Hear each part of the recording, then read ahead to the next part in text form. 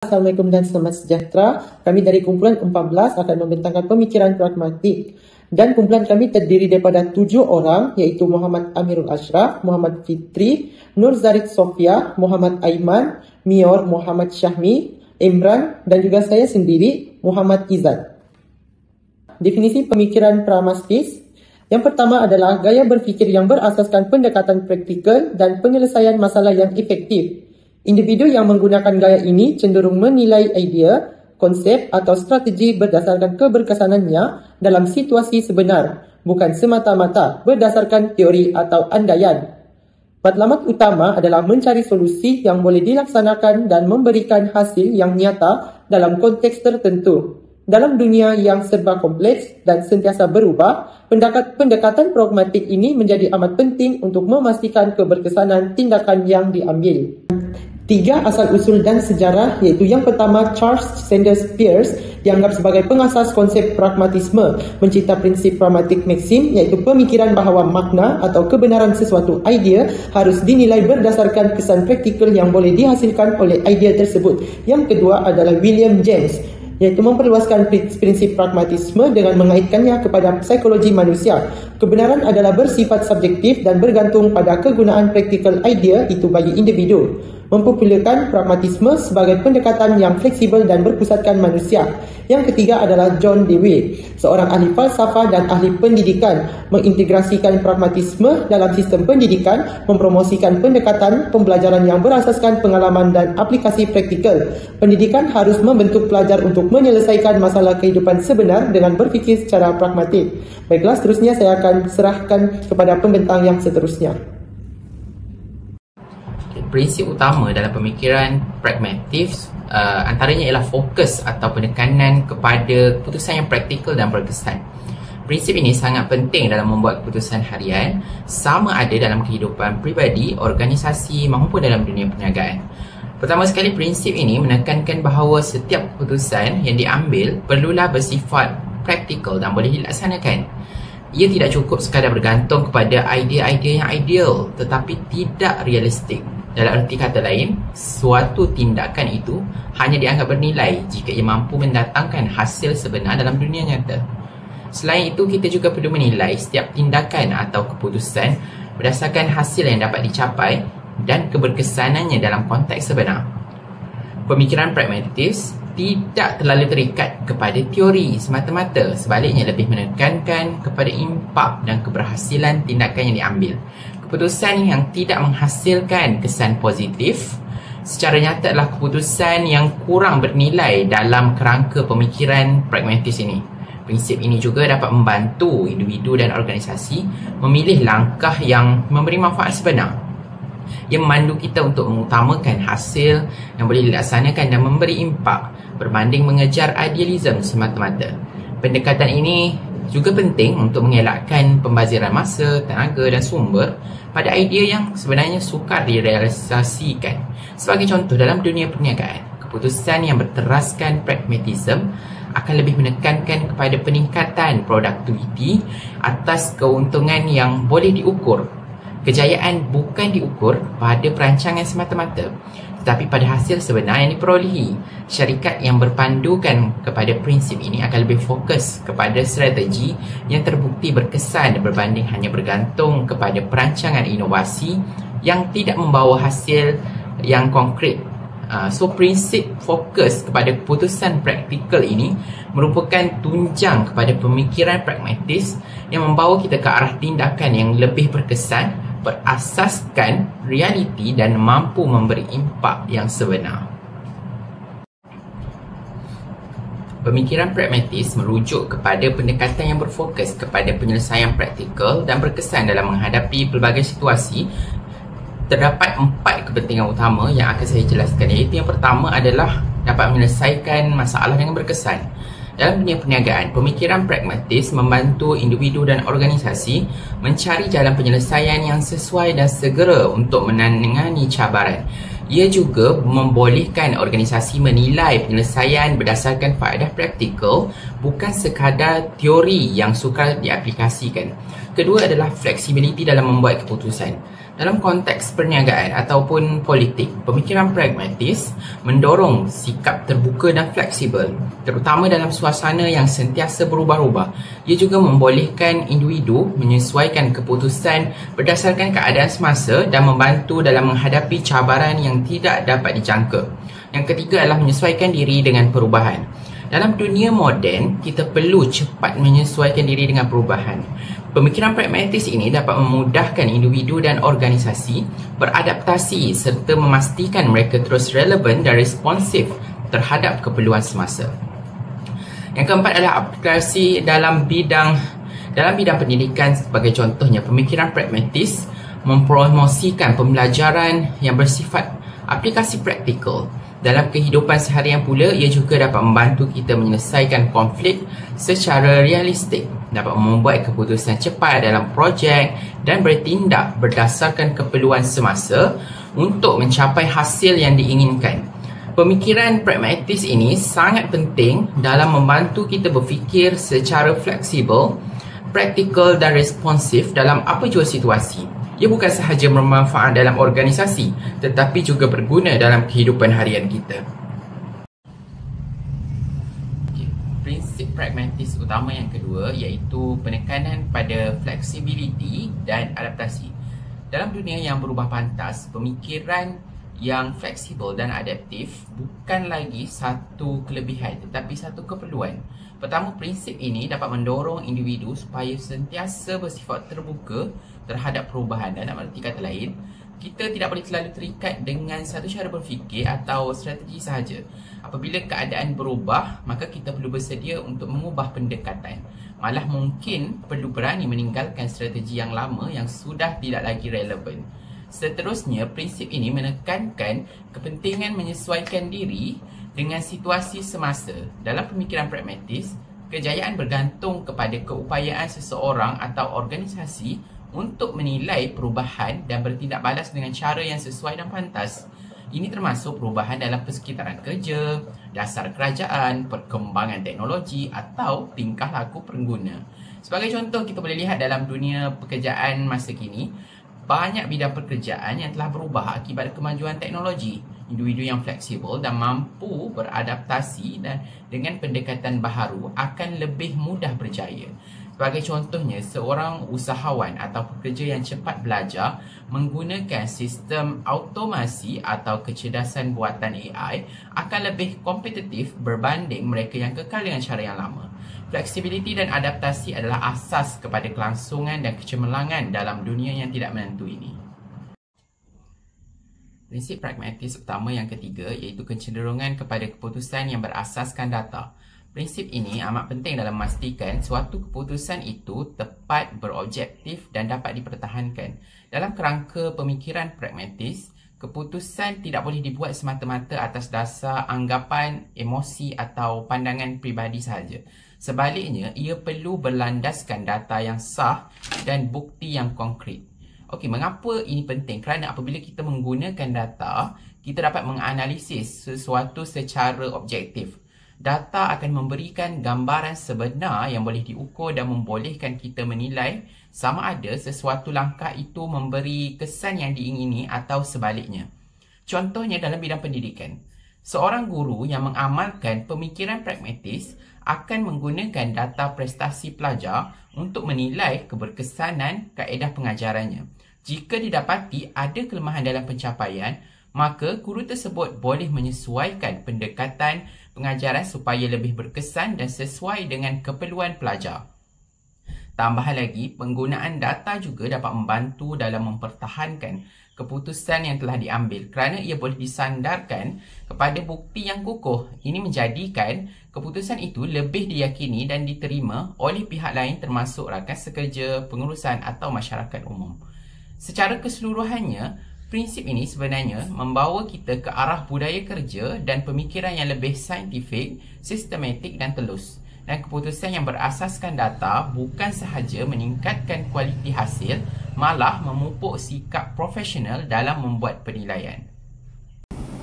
Seterusnya adalah aplikasi pemikiran pragmatis dalam dunia perniagaan. Pemikiran pragmatis sangat penting dalam membuat keputusan perniagaan yang berlandaskan kos, risiko dan juga hasil yang nyata. Pemikiran ini menekankan keputusan berasaskan realiti seperti kos sebenar, risiko dan juga pulangan yang boleh dicapai. Contohnya, seorang pengurus yang pragmatis akan menilai sama ada sesuatu projek itu benar-benar berbaloi untuk dilaksanakan berdasarkan analisis kos dan risiko. Melalui pendekatan ini, perniagaan dapat kekal relevan dan fokus kepada strategi yang memberi hasil yang nyata, bukan hanya bergantung pada teori semata-mata. Seterusnya adalah contoh penggunaan pemikiran pragmatis dalam pengurusan krisis dalam perniagaan. Elon Musk, iaitu pengasas syarikat teknologi terkenal seperti Elon Musk, Tesla, SpaceX dan Neuralink, sering menggunakan pendekatan pragmatis dalam strategi perniagaannya. Dalam pembangunan kenderaan elektrik, Tesla, Musk tidak hanya berpegang pada teori perniagaan automotif konvensional. Sebaliknya, beliau menyesuaikan strategi berdasarkan maklum balas pasaran, teknologi semasa dan peluang baru yang muncul. Apabila pasaran menunjukkan peningkatan permintaan terhadap kenderaan elektrik berkualiti tinggi dan berprestasi, Musk mempercepatkan inovasi dalam bateri dan teknologi pembuatan. Musk menyelesaikan model perniagaan seperti penjualan terus kepada pengguna tanpa melalui perantara tradisional. Pendekatan ini membuktikan bahawa dalam dunia keusahawanan moden, kemampuan untuk berubah menyelesaikan diri dengan keadaan sebenar dan membuat keputusan berdasarkan keberkesanan praktikal adalah lebih penting berbanding berpegang teguh pada teori. Ini sejajar dengan prinsip pragmatisme yang menilai kebenaran sesuatu idea berdasarkan keberhasilannya dalam amalan. Manakala Howard Schultz, pengasas mula Starbucks, juga menggunakan pendekatan pragmatis dalam membina empayar kopinya. Ketika mengambil alih Starbucks, Schultz tidak semata-mata bergantung kepada teori perniagaan tentang kafe atau pasaran kopi. Sebaliknya, beliau menyelesaikan konsep berdasarkan pengalaman peribadi semasa mengunjungi kedai kopi di Itali, di mana budaya kopi sebagai pengalaman sosial amatlah dihargai.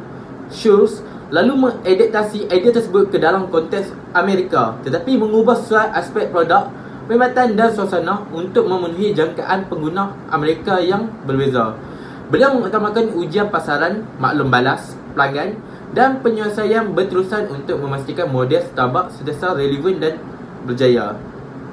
Contoh terakhir adalah Reed Hastings. Reed Hastings, iaitu pengasas Netflix, menunjukkan pemikiran pragmatis apabila mengubah model perniagaan syarikatnya daripada penghantaran DVD melalui pos kepada penseriman dalam talian. Keputusan ini tidak berdasarkan teori pemasaran media tradisional, tetapi dipandu oleh perubahan tingkah laku pengguna dan kemajuan teknologi internet. Dengan berfikir secara praktikal dan menilai peluang baru, Netflix menjadi peneraju global dalam penseriman hiburan. Keputusan ini membuktikan nilai pragmatisme dalam membuat keputusan perniagaan yang responsif terhadap realiti semasa. Seterusnya adalah cabaran dalam pemikiran pragmatis, yang di mana walaupun bermanfaat tetap mempunyai kelemahan yang perlu diberikan perhatian. Pertama, pemikiran pragmatis berisiko mengabaikan etika, di mana kegairahan mengejar matlamat boleh menyebabkan nilai moral diketepikan. Ini bukan sahaja menjejaskan reputasi organisasi, malah boleh membawa kepada tindakan undang-undang atau tentangan daripada masyarakat. Kedua ialah pendekatan ini mudah berubah mengikut situasi. Keputusan yang kelihatan berkesan dalam jangka masa pendek tidak semestinya baik untuk jangka masa panjang. Jika tidak dirancang secara strategi, ia boleh menyebabkan kesan negatif jangka panjang seperti defisit fiskal yang serius dan boleh membebankan generasi yang akan datang. Justru, pertimbangan strategi dan ramalan jangka panjang adalah perlu agar keputusan tidak hanya menyelesaikan masalah hari ini, tetapi juga membina asas yang kukuh untuk masa hadapan. Akhir sekali, pemikiran pragmatis tidak sentiasa sesuai untuk jangka panjang. Apabila keputusan sering berubah tanpa berpandukan nilai atau misi yang jelas, ia boleh menjadikan tindakan bersifat oportunis, iaitu bertindak mengikut keuntungan jangka pendek tanpa berpegang kepada nilai visi atau misi yang jelas, dan ia boleh merosakkan kestabilan organisasi, masyarakat atau negara. Oleh itu, walaupun pragmatisme penting, ia perlu diseimbangkan dengan etika, prinsip dan perancangan jangka panjang. Assalamualaikum dan salam sejahtera. Seterusnya saya ingin membentangkan cara mengamalkan pemikiran pragmatis secara seimbang. Pragmatisme ialah cara berfikir yang mementingkan keberkesanan dan hasil yang praktikal, namun penting untuk kita amalkan secara seimbang supaya keputusan yang dibuat tidak lari dari nilai moral dan prinsip asas. Kita pergi ke cara pertama. Cara pertama adalah menggunakan data dan bukti empirikal.